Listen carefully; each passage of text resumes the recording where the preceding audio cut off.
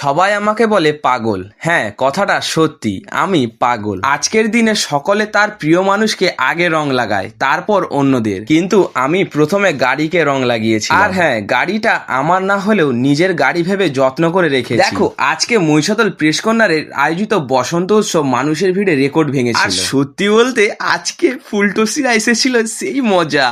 150 रुपया देगा। ये बड़ी अच्छी बात कही आप। এরপর আমি আর রাহুল ঠেলাঠেলি করে ভেতরের দিকে এসে একটু ভোজপুরির সঙ্গে নেচে নিলাম। अरे झूठ बोल रहा है, ये झूठ बोल रहा है। না না না, ভোজপুরি, হিন্দি, ইংলিশ যাই হোক, কোনো গানই চলেনি, অনলি বাউল গান।